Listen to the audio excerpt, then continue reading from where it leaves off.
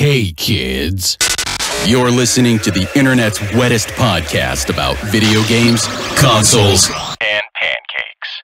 The SML Podcast.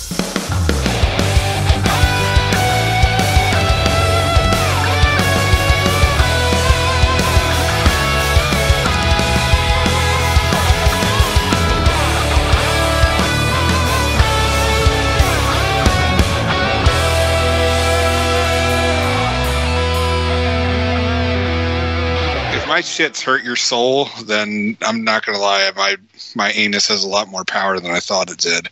What's up, everybody? This is the SML Podcast. I'm your host, Joe. Aki and Jacob are here. How are you two doing? Pretty good. God, I hope that makes it into the recording. That's why I said it as quick as I did. God bless you. Doc Havok is joining us today. Ian, how are you? I'm doing okay. Welcome to the show. It's been a while. How have you been? Yeah, I'm doing okay. We're sorry. Have you heard Cole left? No, I have not. Yeah, now it's just us. What happened with Cole? Family. He had to attend to real life. So. Oh, gotcha. Yeah. I mean, is it like a hiatus? Is she planning on coming back? Or I don't think so. I think she's just finished and moving on to greener pastures and... Oh, that's a bummer. I mean, greener hopefully she'll hollers. come back for some cameos every now and again. We'll see. Hope so. That'd be nice. That would be cool. I mean, at the same time, though, any place other than here is greener pastures. So, Yeah. like, Yeah. you know, Yeah, I can respect that. You know, she wants to move on and move forward, and if she has to take those steps away from the show, then power to her. Yeah, I totally understand. I wish I could get the fuck away from you people as well. So. we do too, but the allure of like free review copies is too great. Exact. That is. Yep. Yeah, that's why even- we're just here for the free games. That's why Aki puts up with me. That's why Cole put up with me. That's why Joe puts up with me. I really like. I don't know why you're here, Ian. I assume got nothing better to do. well. Nothing better to do. YOLO, fuck it. Ain't got shit else to do. So, Game Pass. Y'all hear about all the Game Pass news going on? Nope. Maybe. I know I've heard something, but I already forgot what it was because I was playing video games. Ian, of all the people, you should really look into Game Pass because of how much you stream. Oh yeah, Game Pass is great for that. Shit, you'll never run out of fucking games to stream. I promise. Yeah, but I'm like stupidly picky about games I want to play. Well, good thing there's like 200 games on there to pick from. Yeah. Well, I think there's a lot more than that, isn't there? Well, on PC side. Oh, okay. PC might only be around 100. I don't know. Yeah, I am a card-carrying member of the PC Master Race, so. Yeah. Good shit there. But a lot of games are joining Game Pass. Available now. We got Into the Pit and Outriders launched right to PC. Windows 10 launch. Surprise. It's on Windows 10 and it's on Game Pass. Yeah. Does anybody actually still care about that game? Outsiders? Outriders. Whatever it's I called? do plan on playing it eventually. I need room and time. Well, I don't know how it is for the console side of things, but I know there was, I don't want to necessarily call it controversy, but on the PC side of things, they released a demo, which it was pretty decent. I mean, it offered a pretty good taste of what the game had to offer, and for all intents and purposes, like, there was the potential for improvement and everything like that. Mm-hmm. And somehow the official release was actually worse than the demo, like performance-wise. Like, it was bad. Very bad. That's impressive. I know it had a lot of performance issues when it first came out on consoles too. It was not particularly amazing when it first came out. I assume it's gotten better. Carnage saying he enjoyed Outriders and got the 1K, but not much replay value.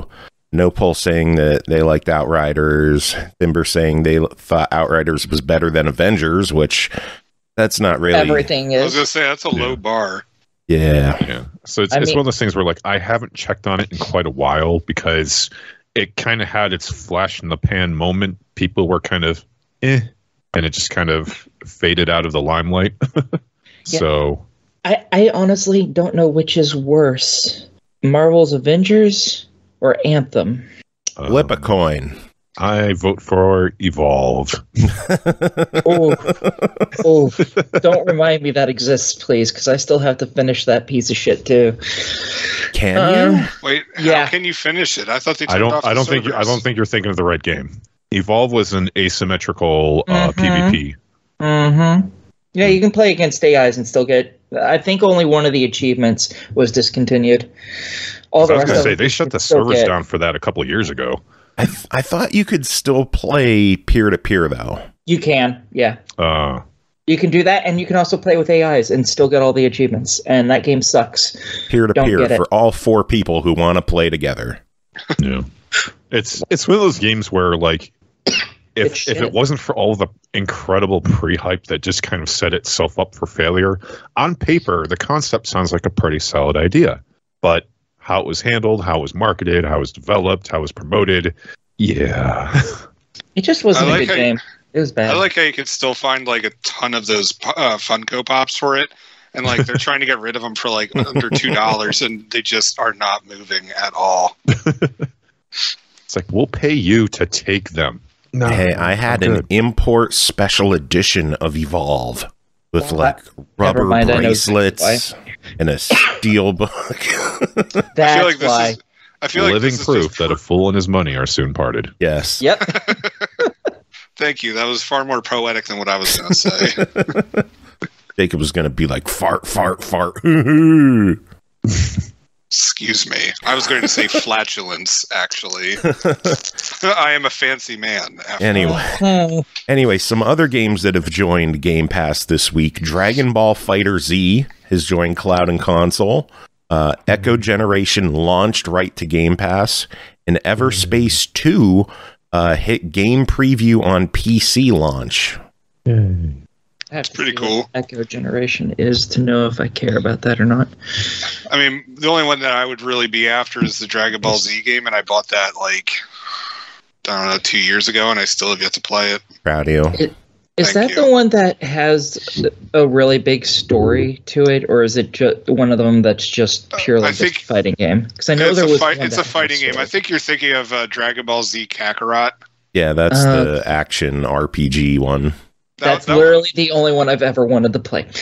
that one's actually really good. I really enjoyed that. I never finished it though. Carnage saying Echo Generation is pretty chill and thinks that you would like it, Aki. Nice. I was gonna say, because I heard the Xenoverse series, if memory serves, that did pretty well for itself. For the Dragon Balls, yeah. Yeah. Oh, yeah. Okay. In the franchise. Anyway. Ooh, like Custom Quest. I like those games. Okay, cool. Yeah. I'll have to play Echo Generation then. Oh, Custom Quest was adorable. Yeah, I love those games. Anyway, next week on October 28th, we're getting more games coming to Game Pass because why not? Age of Empires 4 launching direct to Game Pass on PC. Hey. Alan Wake American Nightmare hitting console and PC. Backbone hitting console. Non-Guns Doppelganger Edition. The Forgotten City. And then this one I know everyone's excited for, launching direct to Game Pass. Bassmaster Fishing 2022. I'm not going to lie. I saw that and I was just like, maybe I should check that out. Yeah, you will. I know. Yeah, I know. There was this is like a year and a half ago, maybe 2 years ago. There was a bull riding game that was on sale. It's like 8 to Glory or something like that. Oh yeah. It was on sale for like not dirt cheap, but pretty cheap. And I was just like, oh, I'll just get it next time. It's never been on sale since, and it's just sitting there on my wish list to like taunting me. Oh, everyone has that game. It's like, you know what? My horse and me pass too. On that. I'll just wait till it's on sale for like Steam Summer or something like that, and like it never goes on sale ever again. Yeah, it's delisted. It's like they intentionally know that you're waiting for it. It's not delisted, but like, you know, part of me is hoping that, like, you know, by some magic, the game devs are listening right now, and they're just like, oh, maybe we'll put it on sale. Like, I know that they're not. Oh, fuck this Jacob guy.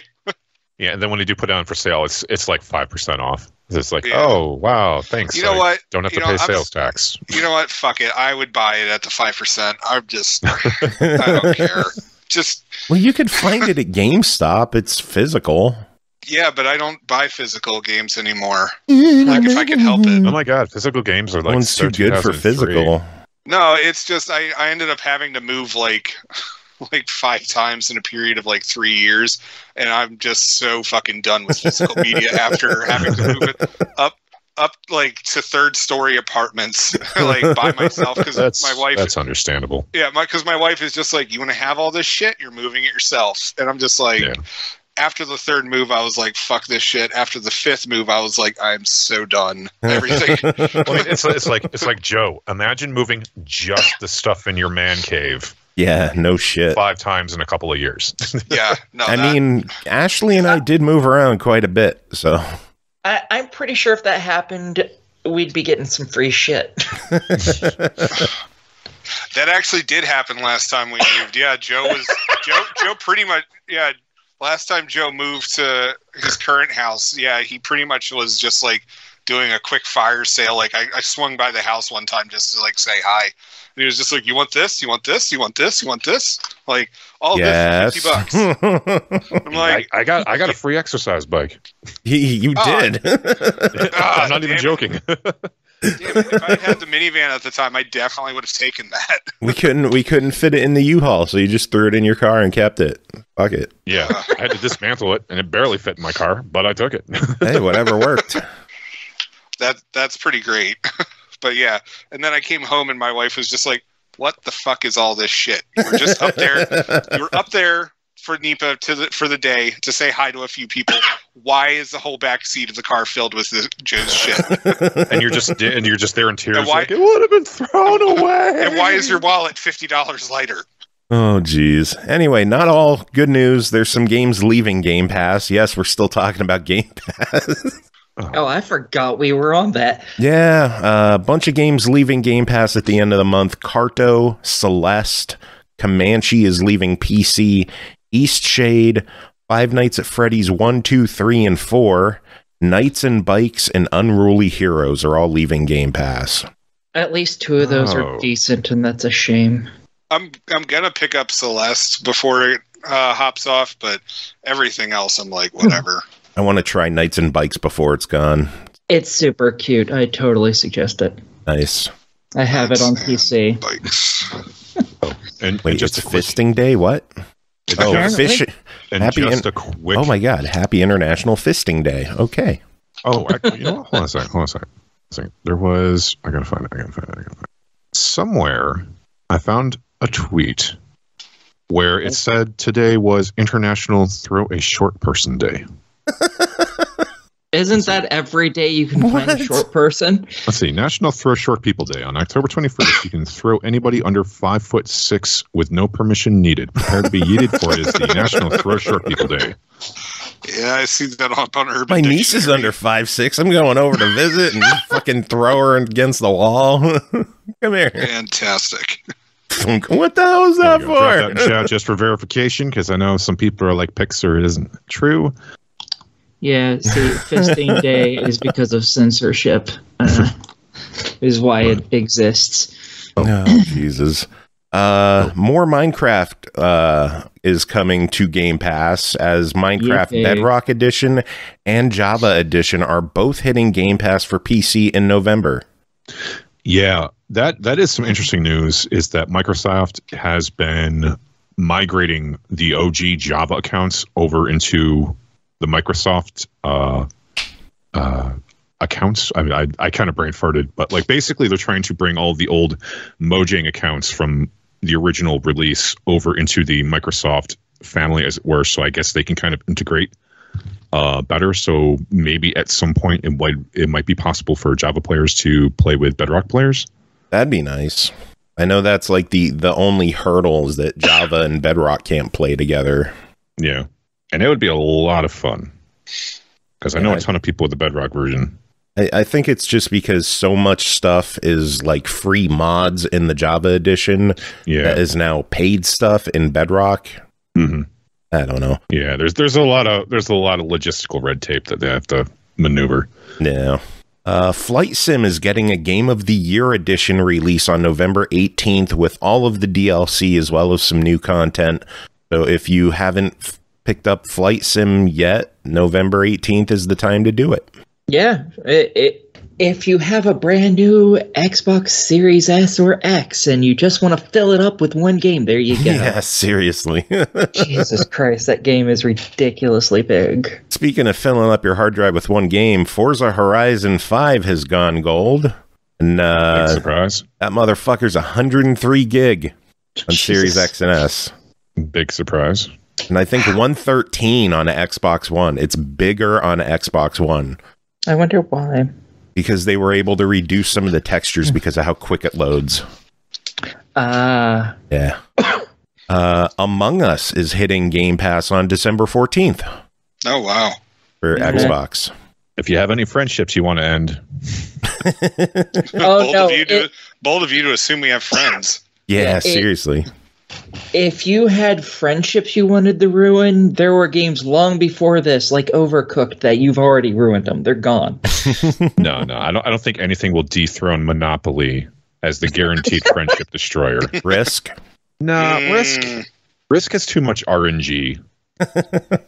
I mean, it's easy to get fucked over on like repeatedly bad dice rolls, but Monopoly is like cold, calculated, premeditative ass fuckery. Maybe that's why I don't get along with my family, because we used to play Monopoly all the time when I was a kid. Maybe that's why I don't get along with any of them. Yeah, because like Monopoly, like there's not a whole. Well, I mean, aside from there's a very light RNG to it, but like 9 times out of 10, you know what you signed up for, you know what you're in for, and you know you're going to be hating everyone you play with for the next month after the game is over. I agree. Speaking of hating things, you know what I hate? How much it costs for the newly announced 2 terabyte Seagate SSD card for the Series X and S. Have you heard how much this fucker costs? Wait, how much? No. How much memory does it have? 2 terabyte. Okay. What the Xbox should have fucking come with at bare minimum? $400. Oh, fuck that. Oh, we're making it cheaper by making it only 1 terabyte. Motherfuckers could have made it more expensive and it still wouldn't have cost an extra $400 fucking dollars. $399.99 for a 2 terabyte SSD expansion card. Wow. It's so fucking stupid. I hate that. That's like, how much solid state drives are. Like, I mean, in the 5 seconds it took for me to look up on Amazon, I can get a 2 terabyte for about 170. Brand new. Nice. Link me, because I want it. Seriously, I've been looking for an SSD. I'm just putting it into perspective as to how bad you guys are getting boned on that deal. Now, people are defending it, saying, "Oh, it's the type of hard drive. It's the architecture of the hard drive." I don't know. All I know is I'm probably going to end up buying one because I need the space.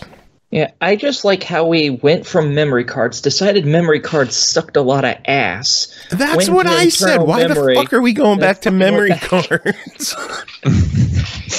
It's like, no, memory cards still suck ass. Stop with memory cards. I will say they are really small and convenient. So those little fuckers, Such a dick. It is not convenient. It is small. It is not convenient. But if you do want a smaller, if you do want a smaller option, they're going to have a 512 gig SSD memory card as well.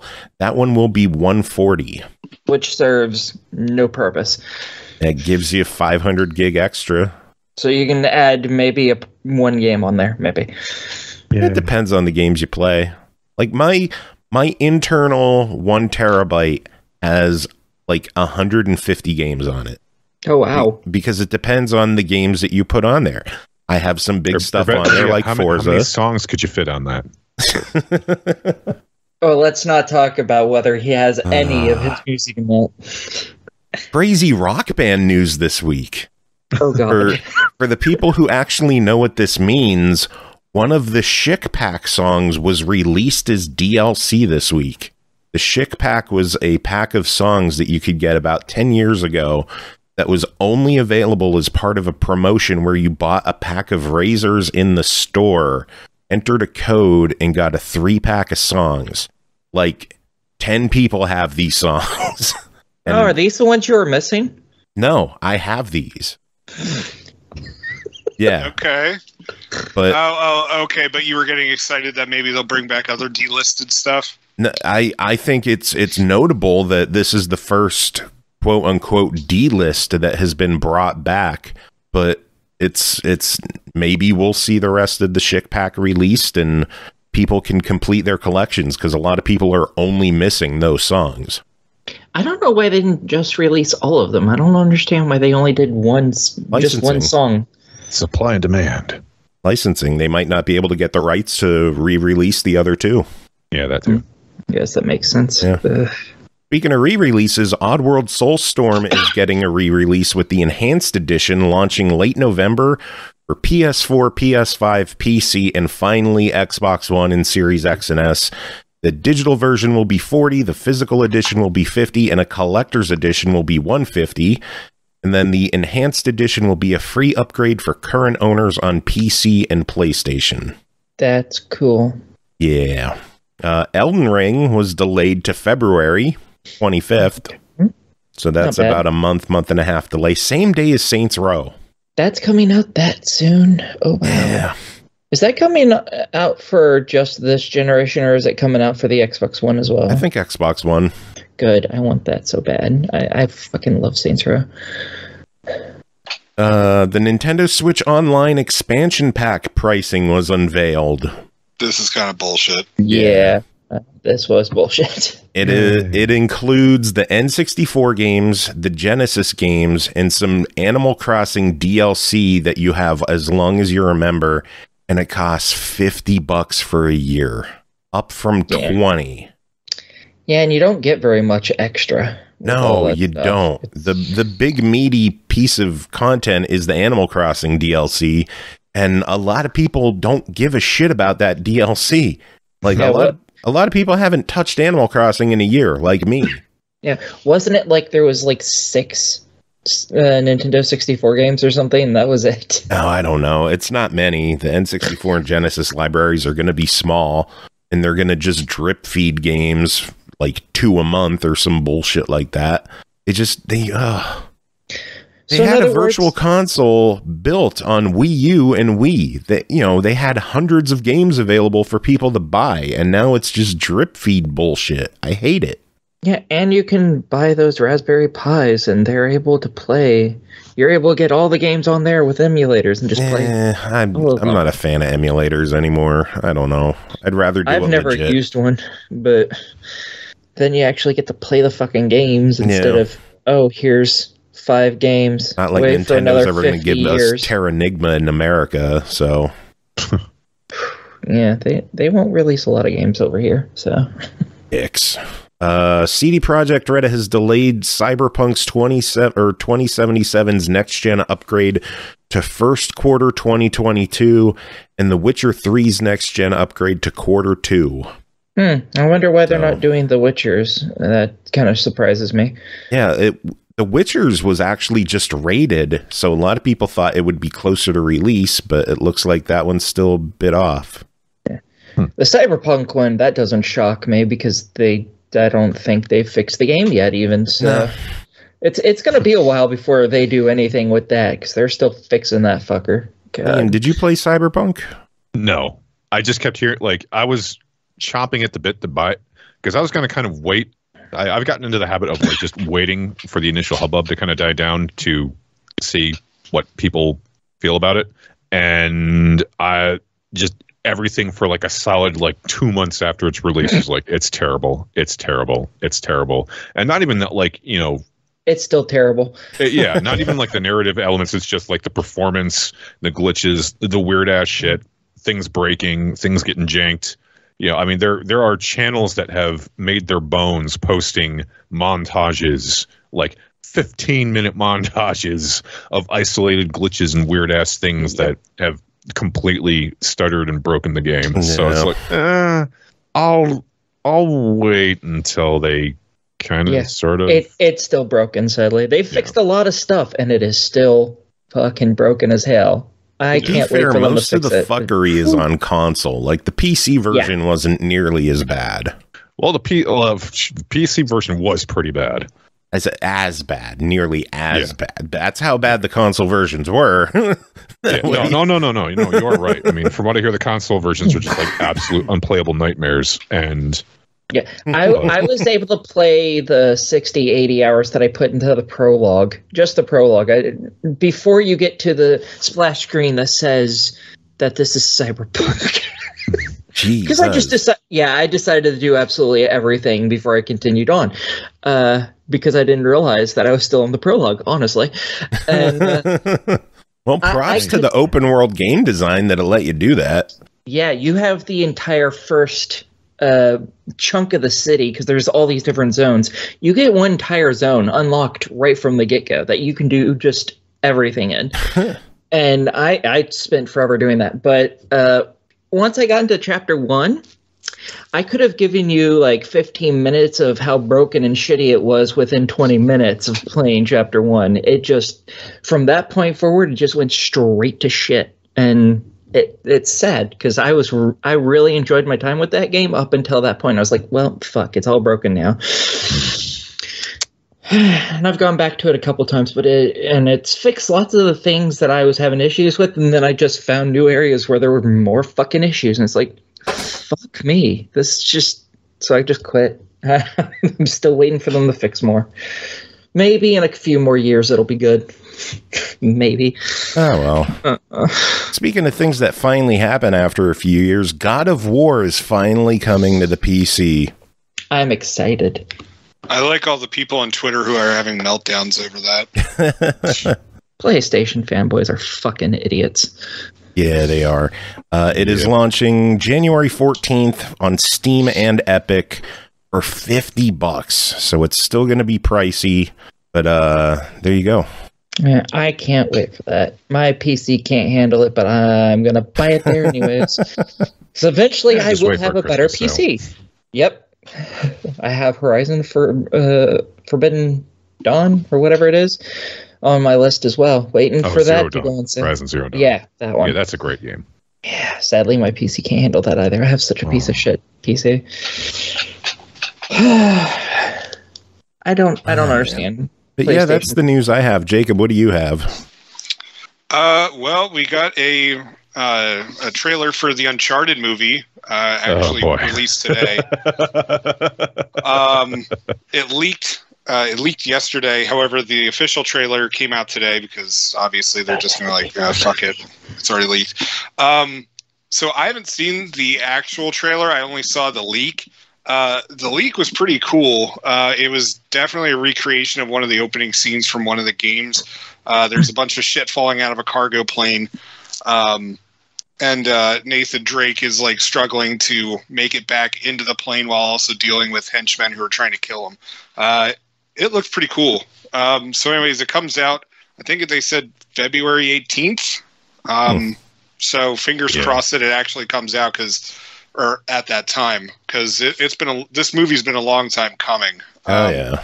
One of my friends from high school actually has like a memorial post every single year from when they initially announced the movie up on like the official Facebook page, and like they give like the release date of when it was supposed to be, and so like every single year he'll be like, "Oh man, that Uncharted movie was so good."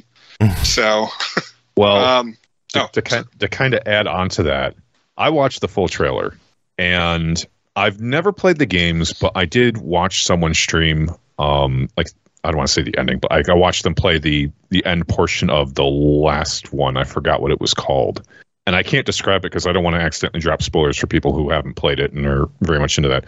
Dude, but the game came out like how many years ago? I think we're past spoilers on it. Well, I mean, still, I mean, there's pretty people who are going to be getting into the franchise because of the movie.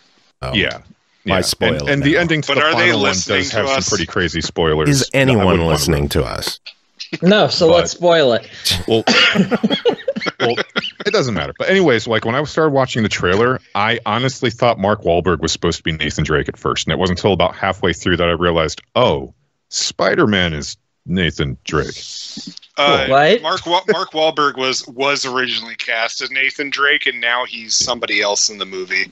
But that's how long it took for the movie to come out. He was supposed to be Nathan Drake. Yeah. But the funny thing is, and And the games, from what I hear and from what I've seen, are pretty solid. I mean, it's basically like, well, it's like, I'm trying to think of, oh, that's right. Because I remember this argument came up back when people were starting to tiff over gender flipping characters for the sake of gender flipping.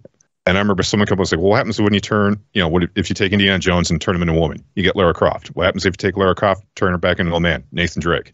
What happens if you take Nathan Drake, turn it back into a woman? A really shitty Tomb Raider reboot. Yeah, you get Angelina Jolie. But anyways, judging from the comments, like I said, I haven't played the games, but it seems like that based upon what I've read is that they've grabbed a lot of scenes and elements from across multiple games, and they're kind of combining them together. So if you're looking for like a direct, so if you're looking for like a direct well, I wouldn't say a direct interpretation, but like a loose adaptation of like the first game, you're not going to get it, because I think I know what scene you're talking about when what's his name gets dropped out the back of a cargo plane and he's trying to climb his way back. Yeah, I think it's from the third game. Yeah, because I remember there were people saying that there were very explicit scenes from the third game and the second game together, and they're like, well, this would be cool, but I'm trying to figure out how and why they're together. But it looks like Antonio Banderas. Cool. Yeah, Antonio Banderas is playing the big bad, and everyone seems to be happy with him. But the thing that's kind of amusing me is that apparently I don't even want to call it fan made, but there was a Uncharted short that was released a couple years ago that featured Nate Fillion, Stephen Lang, and I completely forgot who the blonde woman was. But apparently that video is blowing the fuck up again, because everyone's going back to watch that after seeing the trailer for the movie. Yeah, so. Spider-Man playing as Nathan Drake, that just sounds weird to me, because I just don't think he fits the look at all. Root Beer is saying that Nathan Fillion should have been Nathan Drake 10 years ago. Yeah. Also making fun of Jacob, saying that the catering for the Sonic movie has been announced. What? Oh, I missed it. I have to look that up now. Sonic the Hedgehog 2 catering. Catering company, yeah. So what else do you have?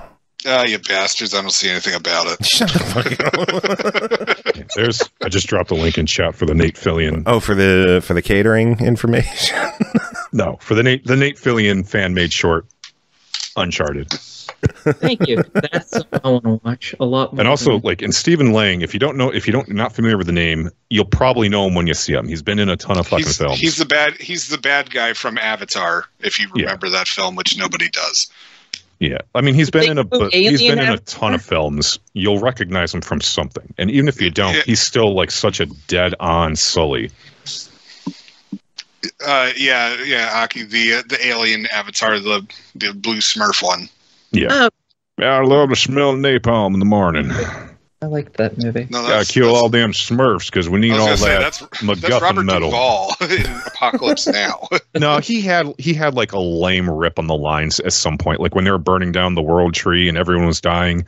He grabs like his cup of coffee and he says like some knockoff for a while. Yeah, and he said some knockoff copy of it. Oh, like I love the smell and burning indigenes in the morning. Ah, that's good coffee. The Folgers commercial. What the fuck? Best part of waking up. And then you hear like all this screaming and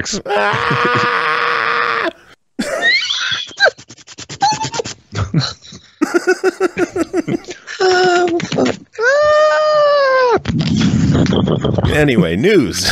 Jacob, what do you got? Suda51 says that No More Heroes is no more. However, we may get a sequel to Shadows of the Damned. He recently got the rights back to the series.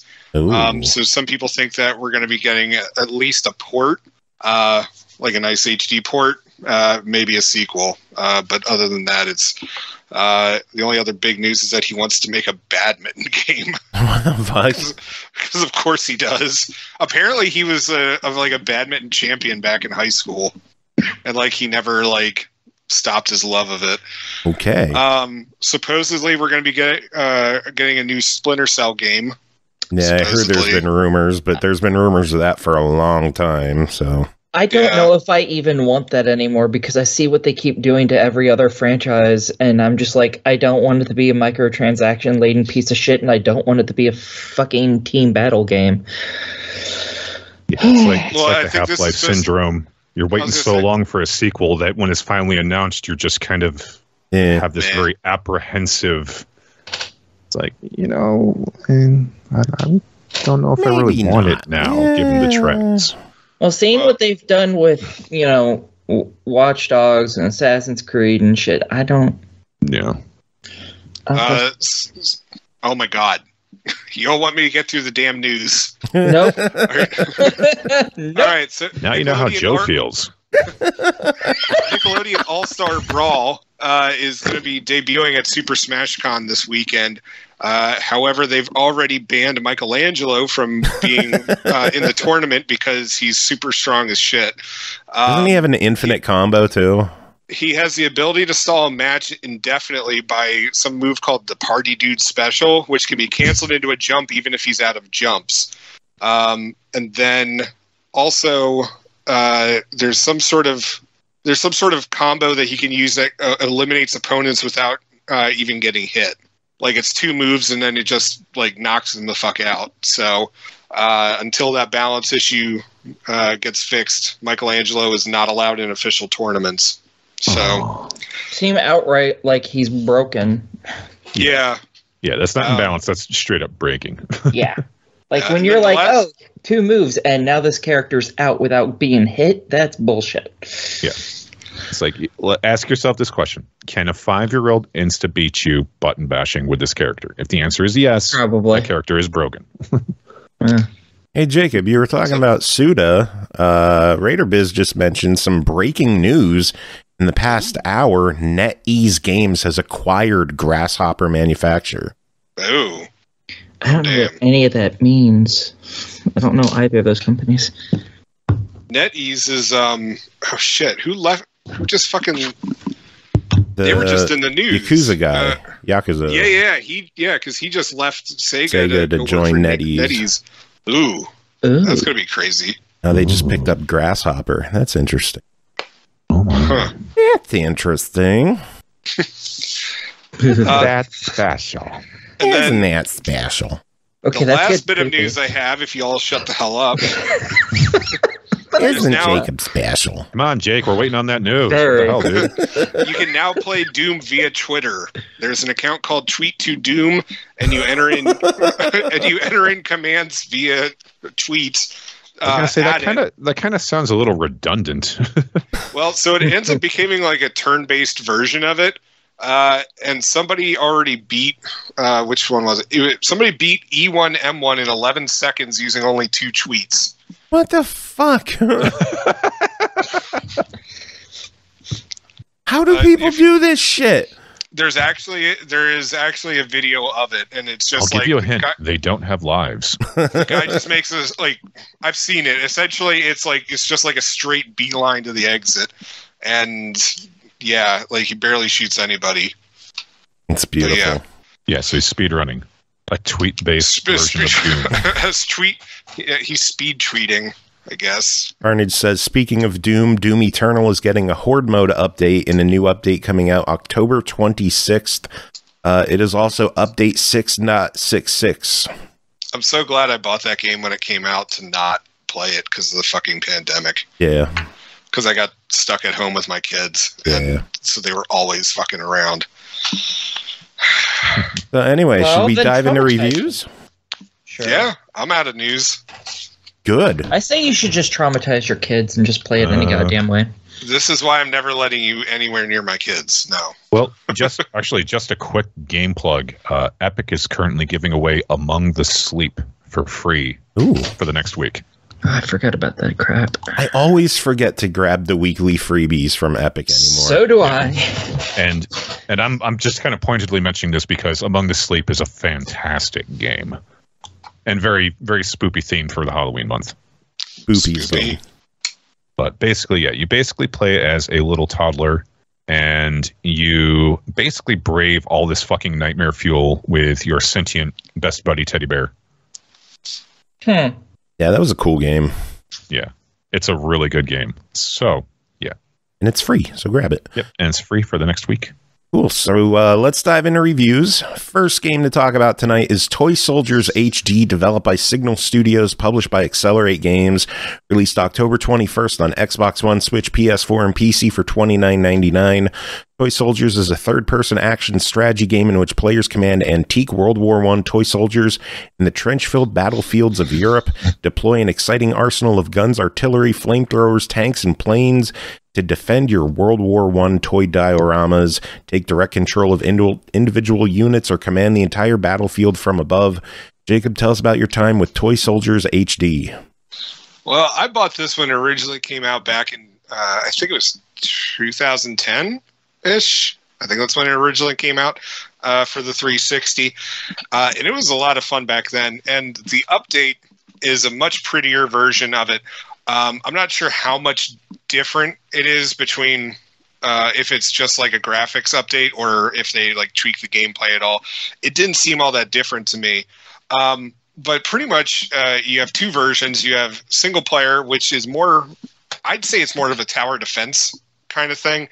And you're pretty much just dealing with waves and waves of, the Germans coming after you. And you just have to build stuff. And they could be like machine gun things. They could be mortar rounds. They could be like bigger bomb things. There's also a sniper tower that you could take control of, which I don't know if that was in the original. If I might have just straight up missed it back then. But that was pretty satisfying, just sniping people too. And so you're pretty much using that to defend your base. You get money for the more enemy soldiers you kill, and so you update or repair your units. And then you just hope that by the end of it, when like the big bad of that level comes in, that you've updated everything enough and you've got the correct placements to bomb the crap out of your enemies. Now, if you want to, you can view the battle from above and just let the AI run everything, and you just manage, what gets updated, what gets repaired, what gets built, that kind of stuff.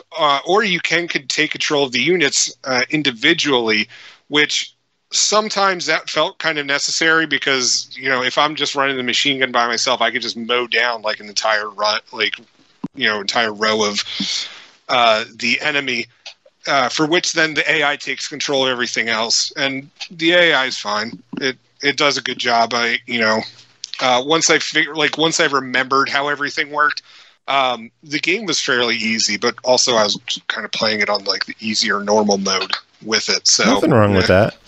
Yeah, I mean, because honestly, I was there for more of the fun aspect than anything. Now, whenever you beat a level, you do get I think it was like a survival mode version of it. I thought the original, you had to blow through the whole campaign first to get it.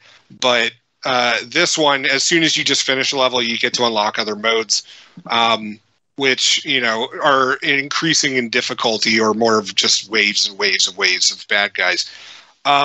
Honestly, the single player, that's where it was for me. I had a shitload of fun doing that. And it's just, what else? The toy soldiers that you know and remember. This is it was a lot of fun, and it was just, as I said, I don't recall the sniper tower from the original, but it was, it operates like a natural standard placement with zooming and shooting everybody and all that kind of stuff. And, honestly, so as I said, single player was pretty satisfying. I didn't get to do too much multiplayer. I don't know if it just there wasn't anybody on or the servers weren't on yet. Well, considering it just released today, I'm guessing that. Yeah, but but back in the day, it was you either got to be the British or the Germans, and then with that, you were you not only had to defend your base, but you also had to attack the enemy bases with it. I remember back in the day that was kind of fun, but I've always been more of a single player kind of guy for it. It looks beautiful. I love the audio for it, and it's it remains family friendly. Even though you're bombing the crap out of your enemies or shooting a ton of people, all you ever see is plastic bits going everywhere. There's no blood in the game. So it has a very stylized look, and I do appreciate that. It really stands out from from a lot of these kind of games. And it's nice to see that this got an update. I'm not. How much does this? $30. It is $29.99, so it's a little bit pricier than the original. But of course, this does include all of the original DLC and brand new levels. So it's got all the content and some new stuff. I hadn't gotten to the DLC part of it yet. But yeah, no, if it includes everything, $30 is totally worth it. Yeah, I definitely recommend that you pick this one up. Cool.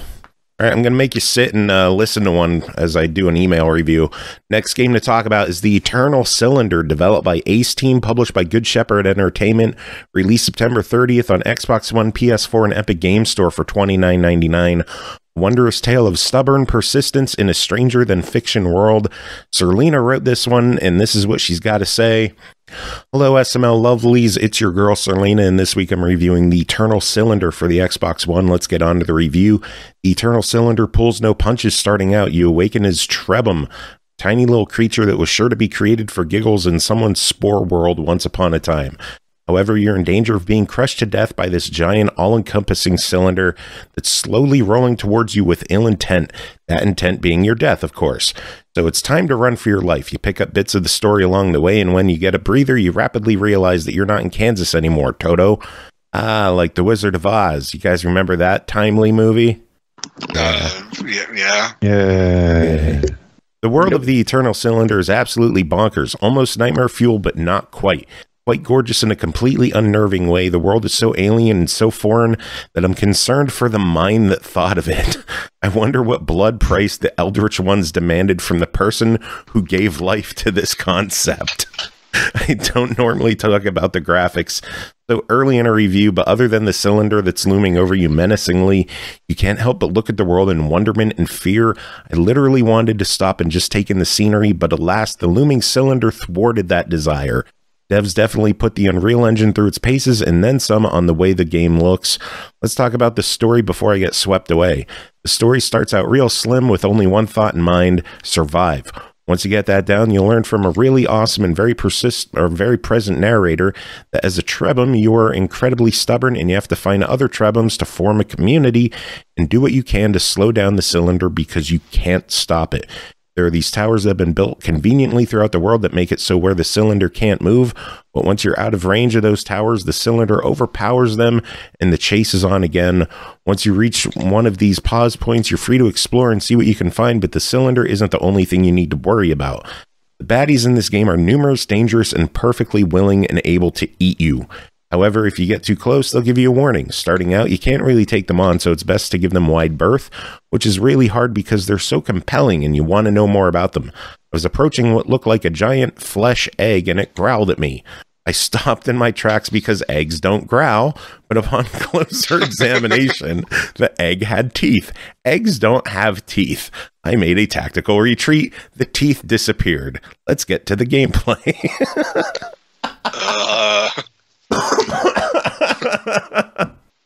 That might be one of my favorite written reviews to date. Eggs don't have teeth. I made a tactical retreat. The core of the game is survival, but it's got plenty of exploration and puzzle solving mixed in as well. You have to monitor your food and water levels.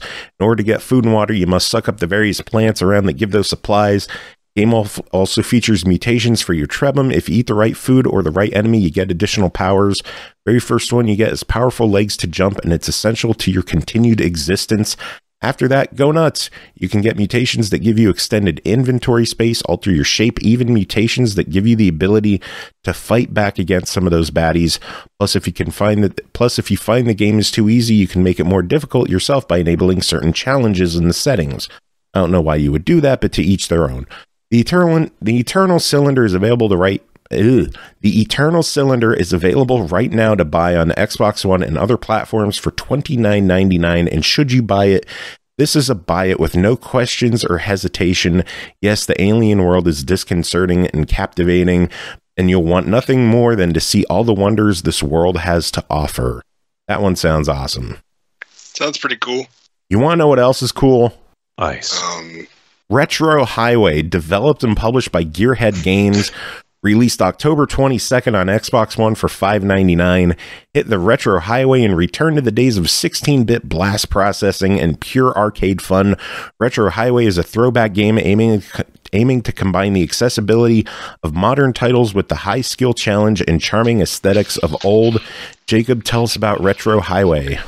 So, yeah, pretty much it is very much a retro racer.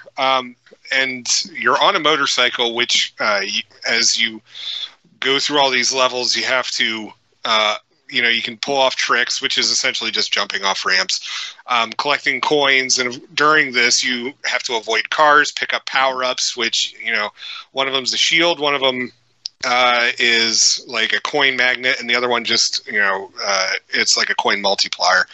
The shield one's pretty handy because whatever damage that your motorcycle already has, it repairs that.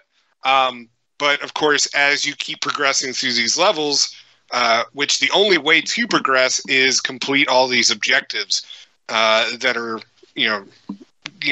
pretty much once you complete them, you get a bunch of coins. And the objectives are like, do 8 ramp jumps, collect, or actually don't collect coins for like, I think it's like 800 meters or something like that.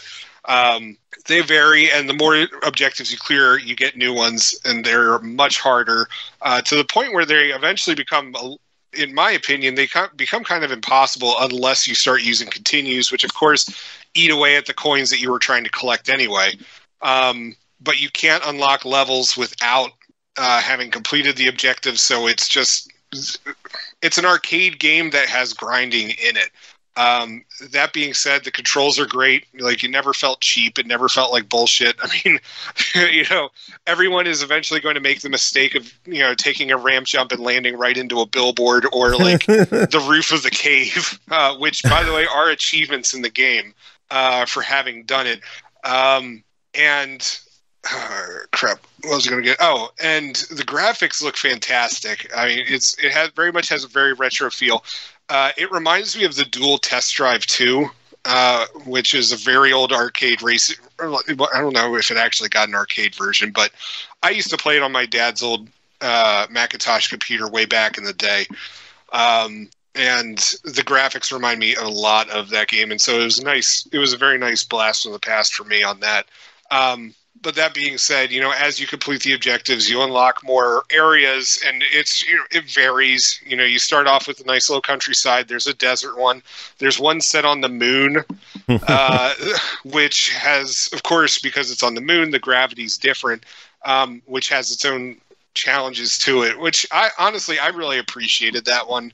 That one was a lot of fun because it then you had to start thinking of how the gravity was going to affect, by turning, by doing jumps, that kind of stuff. There's also downtown stuff, and, the traffic gets more ridiculous. Each of these levels gets more progressively worse, or not worse, but like more difficult. More populated, more twisty. Right. Like more hazards. And so, you definitely need to upgrade your bike because your bike is the only thing that's going to be able to take all the damage. But of course, if you just crash right into the back of a car or like right into, like a roadside worker, you're going to get screwed up. So, as I said, there's a lot of grinding to this game. I didn't mind it. By the end of the first night, I think there's a little too much grind, and like, the achievements in the game to buy all the bikes and to collect 100,000 coins at once. Come on. Like, that's unnecessary padding. And I love this game, but that's unnecessary padding. I didn't mind it that much. I think it's just a little too much. I don't know. I was fine with what I was playing. I mean, I'm definitely in for the long haul in this one. How much did you say this one costs? $5.99. Oh, hell yeah. Absolutely. Absolutely. Yeah, no shit, right? This thing's only $6. Yeah. What the fuck? I can believe that. Honestly, like, if this thing was $15, I'd still be like, all right, yeah, cool. Like, do it up. But yeah, for $5.99, you definitely owe it to yourself. Like, if you love, like, retro racers. You're a fan of, like, Super Hang-On, stuff like that. Yeah. Or oh, God. Outrun. Thank you. That was actually what I was about to say. Yeah, if you're a fan of Outrun, this is definitely right up your alley. So I highly recommend this game. This one's a lot of fun, and I'm hoping it gets all the attention it deserves. Cool beans. All right. Well, you were done, Jacob. We will let you get going. Woo! You could go shit some more. Thank God. Any final words? Nah, I don't like you enough. Okay.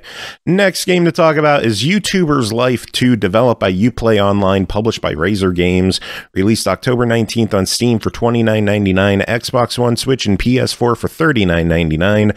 Become the best YouTuber in the world. Collaborate with legendary celebrities, explore the city of fame, find hidden stories, and follow trends to create viral content. Live the life of an emerging superstar. Fame, fortune, and fans are waiting for you. Ian, are you the best YouTuber in the world? No, and okay. I doubt I ever will be. How's the game? Well, to be brutally honest, I went into this game with purely unadulterated bad faith. Because at the surface level, everything about this game just sounded pretentiously stupid as hell. But, you know, so it's like, okay, well, at least I'll try to have some fun with it. So I went in and I tried to make like the douchiest looking character possible, which is not remotely close to possible. Because all the character options will make you look like every generic cookie cutter trend setting internet personality you've ever seen. So the best I could do was like a hippie hobo beach bum Jesus. That works. And even then, it took a surprisingly amount of time to put that together. But, well, after I started noodling around with it, if you kind of get rid of the negative connotations of the whole YouTuber's life thing, everything, it has a lot in common with, with sort of like lifestyle games, life sim games, sort of like Stardew Valley. You basically have like an amount of energy that you exert while performing various activities around, you know, the locale, and you're given various tasks to do, long-term goals to try to accomplish.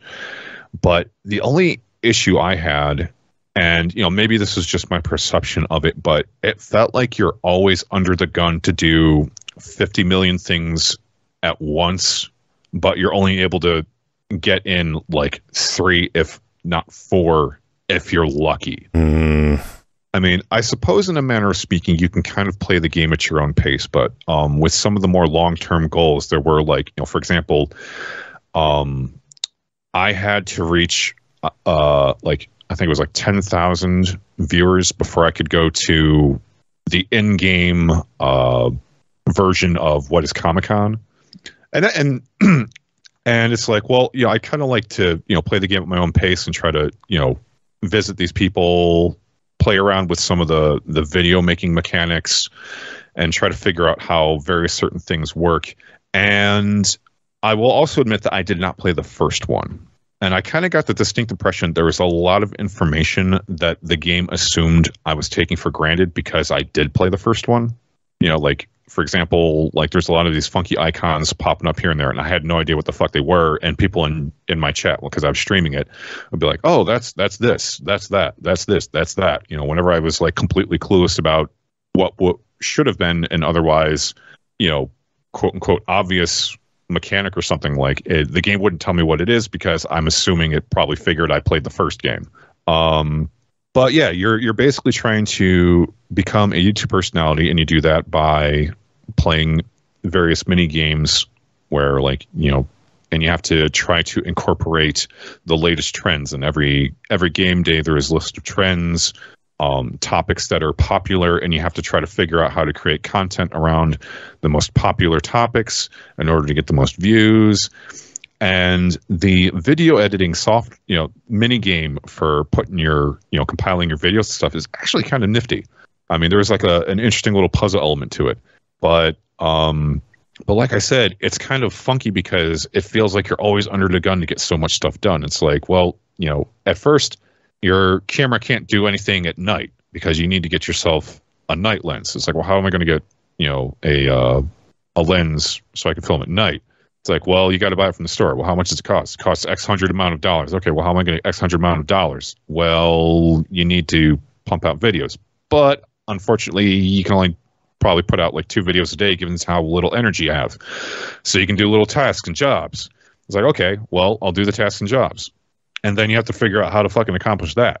For the most part, they're pretty easy. The ones that I picked up, I think, either fell into pick up a package from location A and deliver it to person B.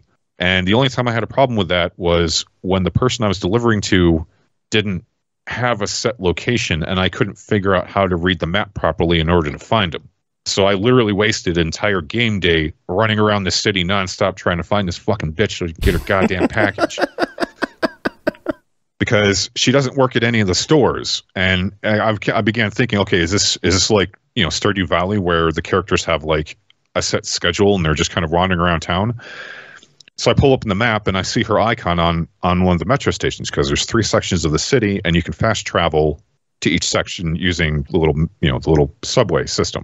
It's like, okay, well, I go over to the metro station. She's not there. It's like, okay, well, maybe I have to go into the metro station. So I go into the metro station, the map pops up for the quick travel, and she's still technically where I am. And it's like, well, she's not here, so how do I give her a fucking package? I'm literally wasting daylight here that I could be using to film about fucking the latest, greatest cat meme and shit. And I'm not joking. That's an actual thing. But I guess, like I said, you can play it at your pace, but I still feel like there's a lot of pressure, and you know, and not to offend or insult anybody out there that actually has this, it almost feels like a very good representation of what it feels like to have ADHD, because there's so much shit going on. You can't organize it. It's like, oh, I got to go do this. Oh, wait, no, I got to go do that. Oh, shit, I got to go do this. And then all of a sudden you look at your the in-game version of Instagram and you find out it's like, oh, instead of spending $500 for a ticket to PlayCon, I just have to find 3 random dudes around the city and blow them. Wait, what? That's exactly where I was going with it too. And take a picture with each of them, and I can get the ticket for free. Oh, but wait, no, I got to go get this and that and blah blah blah. Da, da, da, da. Oh wait, no, shit, I got to get my fucking video. Oh shit, I got to get some food so I can edit my video so I can put it online before the day is over. Because once the day is over, the topics that video is about will no longer be trending and they won't be popular. And then, you know, all of a sudden it's like fucking nighttime and you can't film anything. And because it's nighttime, you can't take pictures. So you screw yourself out of getting the ticket. You screw yourself out of editing your video. The video is completely worthless because the next day those topics are no longer popular. And you kind of see where I'm going with this. And it's like, you almost want to rip your fucking hair out trying to keep on top of everything. And it's like, man, if this is what it takes to become a fucking YouTuber, I'm cool. But if you can multitask and you can keep that shit sorted out, I can see how this could be a very appealing game. You know, and also that's another thing. Like, if I went back and looked over the VOD, you could probably make a drinking game out of how many times I ran back to my apartment to make a comment like, oh shit, I should totally upgrade my apartment. Then completely forget about it like 3 seconds later. Because I've already, just throws that much at you. I've updated my to-do list with like 9 other things that just came out of nowhere. And it's, I'm trying to think, like thematically, like I almost wish it was a little more tongue-in-cheek, but it plays things just straight enough that it's like, it feels like it's kind of elbowing and winking at you. Like, hey, check out this new game for the NicoSoft Z-Box 1, called Deity of War, You know, and it's like, well, obviously it's God of War for the Xbox. And it's like, which isn't real. Yeah. I mean, like, and you could tell, like, the references are really blatant. Yeah. Not quite, you know, but, like, they kind of lack a little bit of imagination. Like, they could have gone a little tongue-in-cheekish to make it a little more humorous without it being, you know, mean-spirited or anything like that. You know, they could add a little edge of comedy there. You know, like, for example, the Comic-Con in the game is called PlayCon. Yay. Yeah. Cool. And I already forgot what the Sony PlayStation was called. It was like some really weird, like Sun Station or something doofy like that. But yeah. And then I remember like because I think I streamed it for like probably like 4 hours. And then at the end, I delivered a package to the character who worked at the game store. And then she gave me a friend mission. And then I suddenly remembered, oh yeah, there's friendship levels with everyone in this town. Jeez. I completely forgot about that because I'm too busy running around like a chicken with my head cut off, trying to be the bestest YouTuber in the fucking world. Oh, geez. Well, the game is hanging out at $30 on Steam, $40 on console. What are your thoughts on this one? Ooh. I would give it a deny it. Just because I can think of other games of a similar genre that are far cheaper with as much, if not more, content. No. Like I think Stardew Valley itself is on sale on PC and Switch for like $15. And also, as a quick side note, I did play the pre-release version. I forgot what the special thing was, but there was certain content that was not in that version that is in the full release. Like, I think it was pretty much like all of the famous YouTube personality characters you can run into. Yeah, that was held until none release of whom day, I've heard of, except PewDiePie. Yeah, none of whom we've heard of except for PewDiePie. So, like, in the full game, if you're wandering around, you could run into these famous YouTubers, and I'm not sure like what kind of effect they have, or if it's just lip service cameo type stuff. But for $30 and $40 respectively, I would honestly give it a pass. I mean, I wouldn't touch it unless it's on sale for less than $20.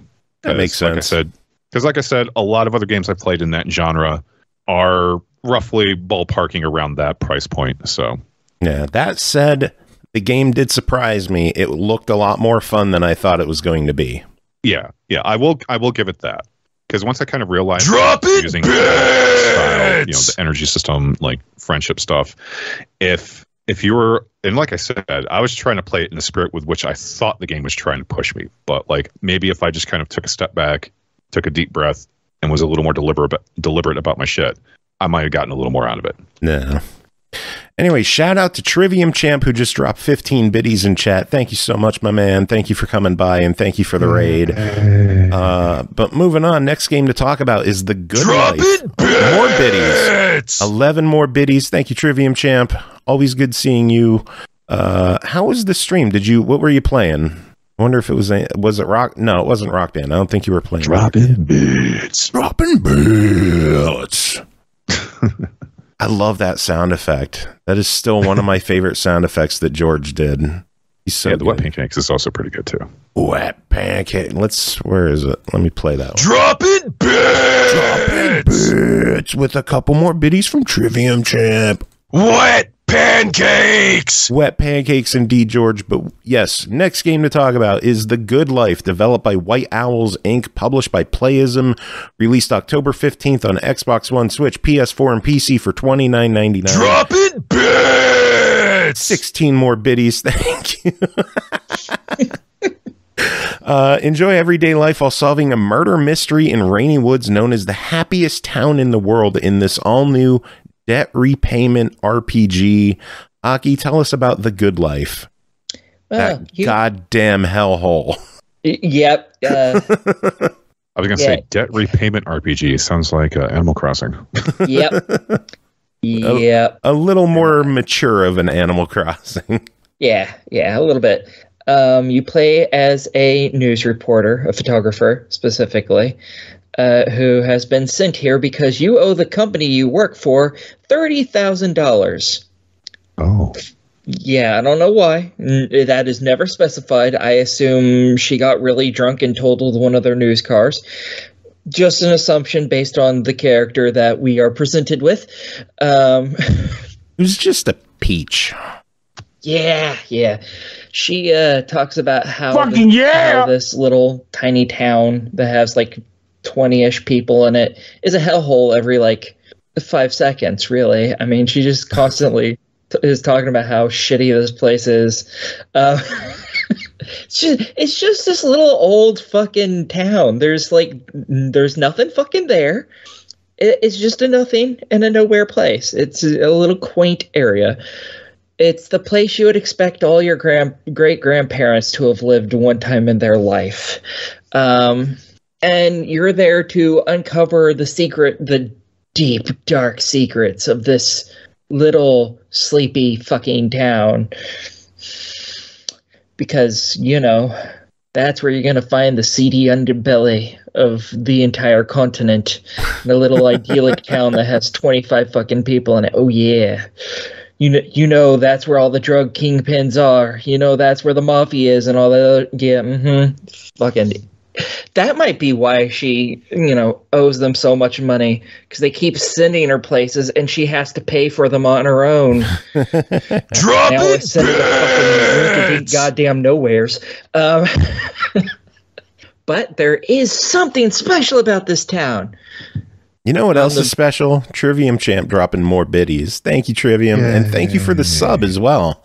Always getting more subs. We're love seeing those emotes.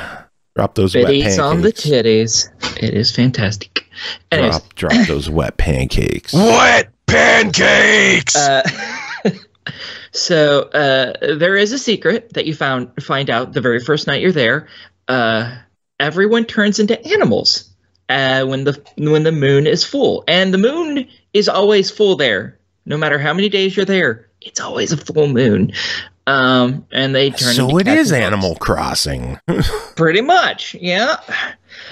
And you are eventually get a potion and become a cat in order to further your claims. And then immediately after that, you are convinced by someone that you were just really high. That you didn't turn into a cat, you were just really high, and that seeing everyone else as cats and dogs was just how stressful you were. And yet you can proceed to change into a cat literally at any point you want from then forward without ever getting high again.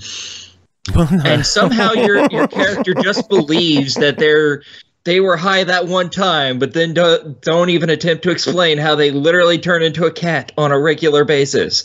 What? I mean, it just happens, right? Yeah, everyone does it. This is the world of the Animorphs. That's all. God, I really just drop myself. It, oh, that hurts. It's like Animal Crossing After Dark. Yeah, kind of. My. Yeah. But in this, you can take pictures and upload them to Flamingo.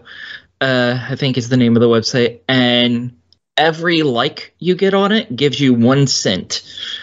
And it takes forever to get anything. And you might not get any. But it has some keywords. And if you take a picture of something that's one of the hashtags that they have, you're more likely to get a lot of likes on it and make more money. So it's YouTuber's life. Yeah, pretty much. Matter of fact, it's about that good at getting at how you can obtain money too, I think. It's fucking you can sit there and it's like, okay, you get 1 cent for every like, and you can upload up to like 20 pictures or something a day max, and then you have to delete each individual fucking one to put new ones up. Not that I'm annoyed by that or not. And if you take multiple pictures of the same object, those other pictures aren't likely to get any votes for obvious reasons. So it's like you really just have to spend your time just doing that over and over and over and over and over to get money, because everything costs so fucking much here. Like you're looking at 1 tomato, $3. Then no. 1 pound is more likely, but no, $3 for 1 tomato. And in this, you have to keep track of, just stick with me, folks, your health, which isn't your hit points. That's something different. Your health is based on whether you've been eating healthy or not, and if you've been out in the rain or not. And if it gets to 0, you're likely to become sick. And if you're sick, it costs $100+ to get fixed, because of fucking course it does. Even though you're only making like $20 a day at absolute most, if you get sick, it's $100 which is, in the US, that's pretty good. That's really good. My fucking copay was $200 for when I went to the ER. Yeah, and I'm just thinking, man, when I went and had just a talk with my sleep doctor to get on sleeping pills, cost me $300. So yeah, that's not bad. It doesn't help that you only get like $15-20 a day at max, though. And then, all the food's expensive and all the booze are expensive. And if you actually drink a lot of alcohol on a regular basis, you can become an alcoholic. which also needs to be treated, which is funny. And there's a big map, but you have your health to worry about. You have your hit points to worry about, which they call stamina, even though it's not stamina because you have an actual stamina bar too. But that's not called stamina. I don't know what the fuck it's called. They don't actually tell you what half of this shit is called or what it does. I had to figure it out eventually. Because it took them a long time to explain this shit to me. And this shit was in play from day fucking one. And I've been in the game for like 4 or 5 weeks at this point in game time. And some things were just explained to me not too long ago. So it's like, fuck. So you have this big map that you can explore. But it takes you forever to get anywhere because you're walking or running. But if you're running, you can only run for about 5 seconds. And then you have to stop because you're running out of energy. And then there's bees that'll attack you because bees are little assholes in this. And they'll get rid of your health. And then it's like, oh, you need this type of camera for this thing that we want you to do. And you need this type of lens. Oh, it'll only cost you $2,000. Fuck you. Just fuck you. No. You can buy used ones, which are cheaper, but they also break, and then you have to fucking repair them. I know, because my camera has broken 3 times, and it costs $30 each time to fix. So that's almost $100 that I have wasted, which took me weeks to make. Yeah.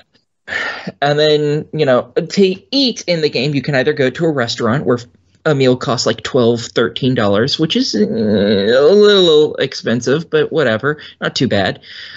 Or you can buy seeds, which again can cost anywhere from $1 to like $4 because fucking seeds, and it's just 1 seed.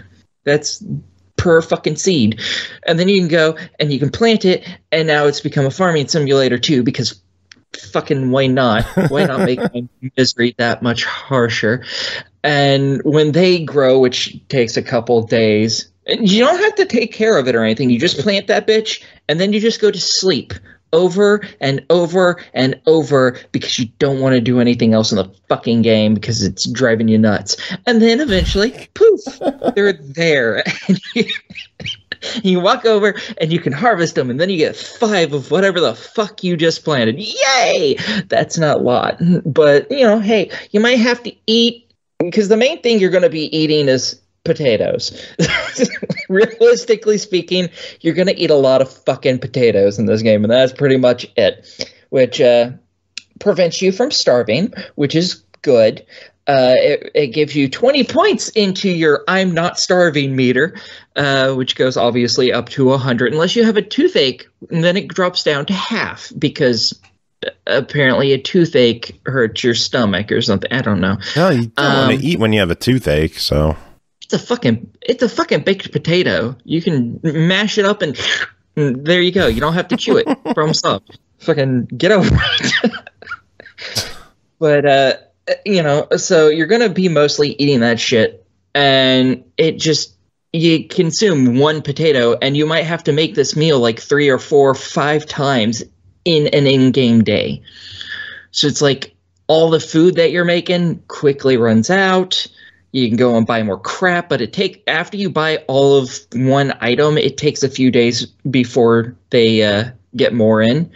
And then, you can open gates throughout the community. Certain areas, I don't know what makes some gates openable and why some aren't. I don't get it. I don't care. But you have to pay to open those gates because there's someone else's property, so it's only right to give them tribute to open a fucking gate for you so you can go out into a field or be able to walk down this road that shouldn't be gated off by any individual in the first fucking place because it's a fucking road and it's not to their goddamn house. But it costs like $10 for each one of those individually.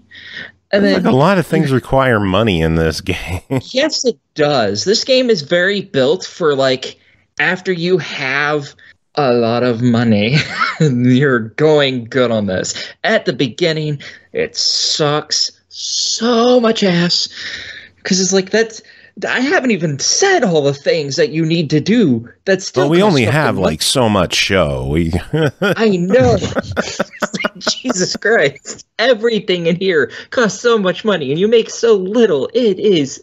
Oh, I like everything except for all the money making and spending crap. If they got rid of all that shit, I would enjoy this game significantly more, because taking pictures and running around as an animal and finding the different items, because you can pick up some seeds here and some other items to help you craft crap, like drugs. You craft a lot of drugs in this. It's great. So, you know, finding that stuff and bringing them to somewhere to have them crafted, that stuff's fun. Going around, seeing the place, that's fun. Have to spend your time making money and then spending all of it on like 1 or 2 items because everything's so overly fucking priced. Sucks so much ass. That is the worst part of this. Is it could be great, but that one thing is just makes it really, really hard to get into, because it's just all encompassing. It's like you can't be like, okay, well, I just don't want to spend anything. No, you have to. No. You have to buy things constantly, and it's sad. It's really sad. Well, you don't have to buy this game, but at $30, should we? I would say get this on sale if you're going to get it, and even then, it's hard to recommend it just because the money aspect really just kind of ruins the fun. But if you're used to games like that, fucking go for it, because otherwise the game is great. Cool. All right, well, next game to talk about is Despot's game Dystopian Army Builder, developed by Konfa Games, published by tinyBuild, released October 14th on Steam Early Access for $14.99. Despot's game is a roguelike tactics with turbocharged battles. Build the team and sacrifice the heck out of them to rush through enemies and other players. Ian, tell us about Despot's game Dystopian Army Builder. Okay, well, I mean, for the most part, it is an army builder, and I don't like it's labeled as a roguelike, but I feel like it's a more low-key puzzle game, because like the big trick is trying to figure out how to build the army, or how to build your army, how to equip them, which various classes, you know, make good combinations and stuff, how to set them up in the field. And in a manner of speaking, but basically the general gist is like you're in a dungeon and you're trying to find your way out. You know, the layout will change. You have to pretty much fight certain monsters in every single room, and eventually you'll run into a boss, and once you beat him, you drop to another floor. And I do believe every 3 floors you get to a new, as they phrase it, biome. So like the aesthetics are different, the enemies are different. It's a little bit step up in difficulty, but fucking yeah, like there's a lot. Let's see, I'm trying to think of how the best way to put it. There isn't a whole lot of agency when it comes to the fights themselves. I mean, basically, all you can really do is equip your guys, set them up on the field as best as you can see fit, hit the button, and see if they're going to win or just get completely annihilated. I mean, you don't control or micromanage anything about the fight itself. So... You know it got annihilated? All the biddies in the cup when Carnage gifted a sub to Thimber. Oh, snap. Biddies just went flying. They're all over the place. Man. Thank you, Carnage. Man, who's gonna clean that up? No one. Oh, damn! Just a mess. Way to be that guy. The fucking mess. Man, all over the place. All those bits, just everywhere. Anyways,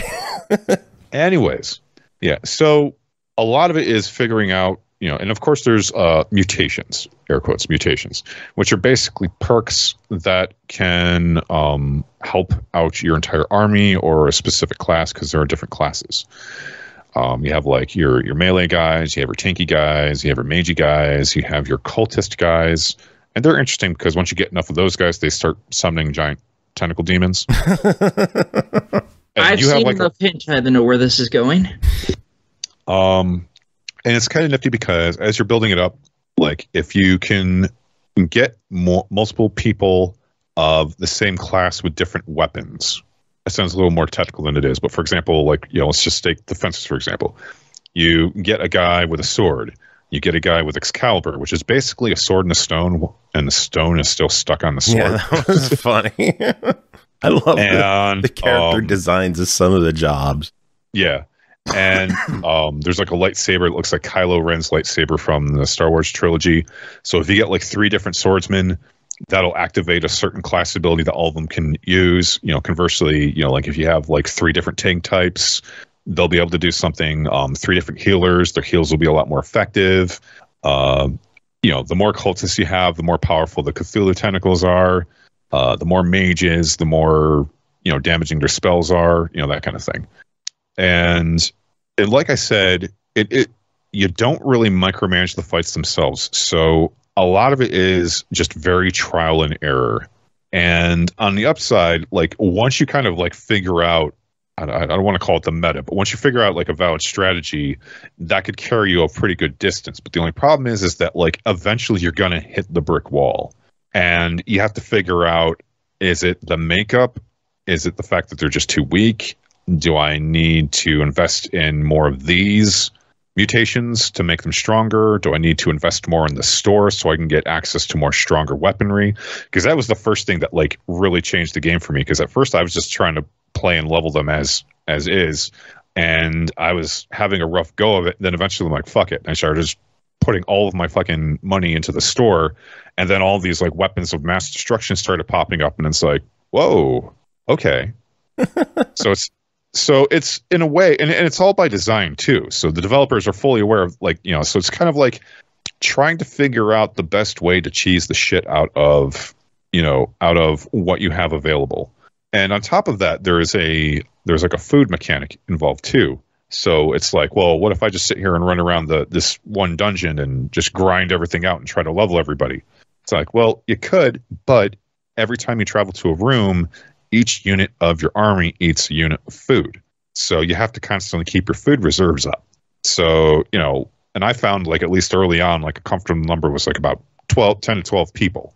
Because every time you go to a different room, that's 10 to 12 units of food that goes, you know, poof. And if you dawdle around too long, they'll start to starve. And when they starve, their health starts deteriorating as you continue moving. But the game in and of itself, like a lot of people like it. I feel like this is definitely one of those games where you're either going to be really into it or you're really not. Yeah. And it's fun to watch stream, though, just because it throws all of your viewers in there. Yeah. Yep. And there is Twitch integration. And at the moment, all it really does is name the little humans after your Twitch viewers, which on one hand, it's kind of cool. But, you know, it's still in early access, so there might even be more to it. Because like when I heard that there was Twitch integration, like the first game that popped into my mind was Domina, where the viewers had a lot more direct and indirect effect on what happens in the game. And looking at this, it is entirely possible that developers could implement much more interactive elements for the viewers. You know, like if you're having a really rough go of it, you know, maybe there'd be some option for, you know, the viewers could be like, you know, it's like, shit, you know, vote for what you want to happen. Give them extra 10 coins, extra 10 food, fuck them and kill off a third of the army. You know, something weird like that. You know, there's a lot of potential for it. But like right now, like I said, you're either going to be into it or you're not. I mean, for me, I feel, and there's different game modes too.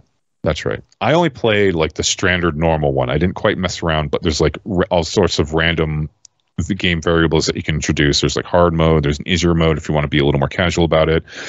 I do believe that there is multiplayer, like you can pit your army against someone else's army and just see how it goes. But a lot of that stuff you have to unlock just by playing the game. So it kind of depends on your determination. And like there is a cult following of people that like this style of game, and they're already copying the classic Soulsborne philosophy of get good to anyone that has a complaint about it. And it's like, well, gotta love that mindset. Yeah. And it's like, you know, I can kind of understand how some people would be turned off to it, but like don't say get good in a game where probably about 75% of it is determined by RNG. But yeah, for me, I'm kind of fascinated by that puzzle aspect. Like, you know, like what can I do to make these guys more hardcore? What can I do to get them to survive? Because, you know, and it's one of those things where either what you do is going to work or it's not. And it's very easy to see when it clearly doesn't, because there's no, you know, scraping by the skin of your teeth. It's like you either fairly decisively win, or you get completely fucking annihilated. And in the standard game mode, if you get annihilated, you start from the beginning. Period. No. So, like I said, it's an interesting game, but it is kind of falls into that acquired taste category. So I'm trying to think, how much is it? $15? It's sitting at $15 right now. 15. It is in early access. They say that the price will increase after the early access period, but they haven't decided how much. So if you're interested in getting in on this, $15 might be the price point to jump in. But what are you thinking at 15? I would give it a tentative try. It. You know, I mean, I would say like if it sounds like it's in your wheelhouse, go for it. If you're kind of on the fence about how you feel about it, like I would say, like look up a Let's Play video on YouTube or go to Twitch and see if someone's streaming it just to see if that's something you really want to burn $15 on. Because if the price is going to go up on the official release, chances are I would probably say a tentative try it only for the people that are definitively interested. Yeah. All right. Sounds good. That is it for you. Were you going to stick around, or did you want to head out and do your thing? I can stick around. Cool. All right. Well, next game to talk about is Tangle Tower, developed and published by SFB Games. It released October 6th on Xbox One and PS4 for $19.99. Unravel a thrilling mystery by exploring a strange and twisted mansion, discovering curious clues, interrogating peculiar suspects, and solving unique puzzles. Will you be able to uncover the secrets of Tangle Tower? Aki, did you uncover the secrets of Tangle Tower? Yeah, it wasn't that hard. Okay. Was the tower really that tangled to begin with? Yes, it is, actually. Oh. Yeah. Well, tell us about it. You play as Detective Grimoire, a completely incompetent fuckwit at the best of days, I'm pretty sure, and his much more reasonable assistant, Sally, because one of them has to have a normal name, I guess. And you've entered this weird little house, this manor, this mansion, that they say is like two towns that are held together by this building, except for it's literally just one building and there's no town ever at all. It never was, so don't get that. But you go there because there was a murder of a young woman, and you're there to figure it out, because apparently they decided the worst detective on the planet is the one for this rich family. Well, rich set of families, actually. There's two families living in this house. Not that I remember who either of them fucking are anymore, because I think one was the Pointers and the other was a someone the fuck else, and then before them was the Remingtons or something, or Rembrandts, I don't know. A someone the fuck else. That's a good name. Yep. And everyone here is fucked up. The entire place is actually pretty fucked up. This big mansion is on this tiny island in the middle of this lake, but the lake's water it looks like someone just poured a bunch of paint in it. It's all tie-dye, and I can't imagine it's safe to drink. But the people living there have been drinking it. Granted, they all look fucked up, so maybe not safe to drink. Who knows? Everyone there is a little off the rocker, as you might be able to guess. There's something like 10 people, I think. 10, 12 people on there. You have to question them all. You turn around and you figure out secrets about them by snooping around their rooms. And you put things together to figure out what the fuck happened to this young girl, Freya.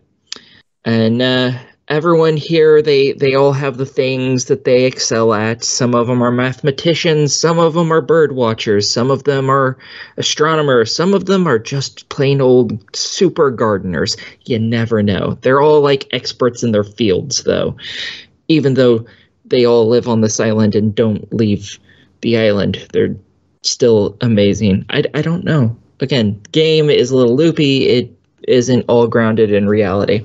Mostly because I think everyone in here is sharing a fucking delusion. Possibly even me at this point.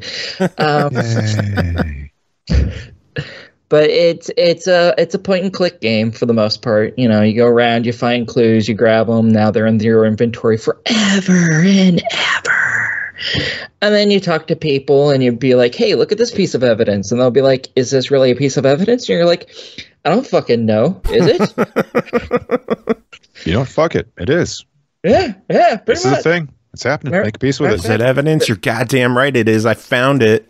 It's evidence. There was one point where you showed something to, I don't remember which one of them, because you can show literally everything in your inventory to each individual. But I showed someone that, and the person was like, "Is this evidence?" And then Sally was like, "We don't know, probably not, but since he decided to put in his inventory, he has to claim it is, or else it's just taking up space." It's like, yes, that's fantastic. You see this pocket lint right here? This pocket lint right here I just pulled out of my pocket? Yeah, that's evidence. Because I say so. Damn straight. That's how we roll. So you have to figure out the mystery of this mansion, and the reason why why the game is called Tangle Towers, because that's the name of the mansion that they're in, and it was renamed, and you have to figure out what it was originally named and why the name was changed and how everyone feels about each other. And newsflash, most of them can't fucking stand each other. Like us.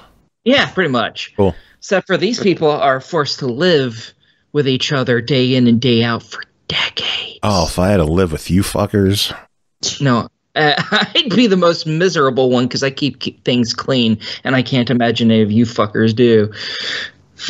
I'm a pretty clean person. Wow. I mean, unlike Mr. I own 14 cats. Yeah. 13. I'm shocked it's that low. So, yeah. The 14th is an urban myth. Yeah. It's the ghost cat. We're actually sad because one of the outdoor cats who hangs around a lot went missing, and we don't know if he's okay or not. Better make the outdoor cats indoor cats then, just to be extra safe. I mean, anyway, I Tangle don't think Tower. Okay. So it's mostly point and click. Tangle Tower? I swear it feels like there was one, but I can't verify that because there was a lot of birds instead. I feel like there was one cat though, but it only showed up for a little bit, I think. Okay then. There aren't any dogs, so you can't pet the dog. Boo. Yeah, it automatically fails. Anyways, the puzzles are generally pretty simple. Like, oh, there's this room, and you see it has some magnets on this lock. Well, if you move them, you can see 4 symbols. Oh, you go to another room. There's magnets on a similar door that look like the marks on the other one. And on this one, it has marks that look like the fucking magnets on the other door. I fucking wonder what I should do. Yeah, it's most of the puzzles are about that difficult. Matter of fact, I think that was probably the hardest puzzle. They're not that bad. But most of it is just point and click and then talking with them about literally everything, because you get clues from doing that too. You might learn some new information, unlock the ability to be like, something they said is kind of fucky. And after you decide something is kind of fucky, you can go over there and you have another conversation with them and be like, well, something you said is fucky. And then you have to use all the clues and the items you found, the stuff they've said or other people have said, and formulate stuff to be like, yeah, see, this is weird and this is why. And then get the truth out of the matter out of them. And after you've done that for everybody, you eventually figure out who the murderer is. And I called the murderer damn near at the beginning of the game. Proud of you. Yeah. I called them right after we met that person, like that. Obviously, that's the murderer. Just like, it was just so obvious to me. Plot twist. It was exactly who you suspected. It was who I expected to a degree, because who I expected was the killer, but they were also someone I didn't expect. So that's that. So yeah, there are some expected and unexpected things with who the killer is. But yeah, so it's not complicated. It's pretty fun. It'll take you maybe 5-6 hours, probably thereabouts, to play it. And yeah. Well, it's $20. What do you think? I'm for it. I thought it was really fun. It was really cute. Sadly, there isn't going to be any replay value because none of it changes. Yeah. But it's fun. Just listening to the characters talk to each other is pretty fun. So I'm all for it. Yeah. Cool. All right. Next up is Creepy Tale 2, developed by Creepy Brothers, published by No Gravity Games, released October 7th on the Switch for $14.99. Experience the creepy tension of a Brothers Grimm fairy tale in this puzzle adventure game. Follow the young and brave Lars as he embarks on a dangerous journey to save his sister. Surlyna covered this one, wrote in another review. This is what she's got to say. Greetings, SML friends and fam. Your girl Surlyna is back with another review. This time I'm reviewing Creepy Tale 2 for the Nintendo Switch. Let's get to it. Creepy Tale 2 is the follow-up to the original Creepy Tale that your girl also happened to review last year, so I was very excited to get my hands on the sequel. As with most sequels, there are some improvements and some regression, but we'll get to that. You play as Lars, a young man who witnesses the evil prince Marta and her monstrous servant kill his father and brainwash his sister Ellie. Lars escapes from certain death and makes it his mission to get his sister back. Naturally, it's never as easy as just saying it. The story in Creepy Tale is much more robust than the original, and that's a good thing. In the original, the story didn't really come together until the very end, and there was a lot that you had to piece together on your own. In this game, you get a lot more background on the motivations of the evil princess, as well as some other characters that I won't spoil for you. Suffice to say that there are things never as clear as cut as they seem. Let's get to the gameplay. This is still a puzzle game primarily, but there are more elements added. In the original game, you just had to find items and figure out how to use them to help you. In the sequel, you still need to find items, but now you have the added bonus of combining items to create different items that you get where you need to be. You also see and access your inventory at any time to do this. I did enjoy seeing the creativity of how the items would be combined into something else. Some noted improvements are the voice acting. All the characters you meet have something to say. Plus, anytime Lars interacts with an object, you get some info about what he's thinking concerning that object. The flavor text is nice, but the monologue can give you hints as to what to do next. Another significant improvement is the graphics. The tone and theme is still the same, but the details are very much refined. One subtle detail I noticed is the evil princess's eyes are red, showing off her evil intent. Everything looks crisp, bleak, and depressing, but crisp. Let's talk about what needs work. While the story is more fleshed out, it's still a bit unsatisfying. I still had the same feeling that I had at the end of the game, which is that it? Not saying that the ending doesn't make sense, but it feels incomplete almost. Another issue is the difficulty is wildly inconsistent. Puzzles are either super easy or switch throwing hard, and you don't really know what puzzle you're going to run into. The game's also a little short, a little less than 2 hours, but I don't mind as much. I treat the game like an interactive spooky movie, and 2 hours is a good runtime on a scary flick. Creepy Tale 2 is available right now on the Switch for $14.99, and should you buy it, I would give it a solid try it. The atmosphere is still good, and the story is more interesting if unfinished, but the puzzles really could make you tear your hair out sometimes. I think you'd appreciate it more if you played the first one. In any event, it's worth a shot. All right, well, we got one final game to talk about tonight that is called Growbot, developed by Wabisabi Play, published by Application Systems Heidelberg, released October 21st on Steam for $19.99. An adventure about a robot saving her home from a dark crystalline force set upon a biopunk space station bursting with fantastic plants and aliens. Aki, tell us about Growbot. You play as a little robot named Nora. She has gone to some prism station. There's like 6 of them, I think, that orbit her planet. I don't really feel like planet is right. It looks more like it's a fucking asteroid that's just sitting there in space, to me personally. But they protect it with a shield, so she's going out to become a captain, one of the people who controls one of those places. That's what she's training to become, along with her friend Kiro, I think is how you pronounce it. And weird shit goes down, and then you have to figure out what the fuck is going on and how to fix things on the station that is now fucked up pretty badly. This is another point-and-click game. This one is based a lot more in reality for something that's completely batshit insane. In this, you have to occasionally create these different shields, or what they're called. Some of them are attack shields, some of them are defense shields.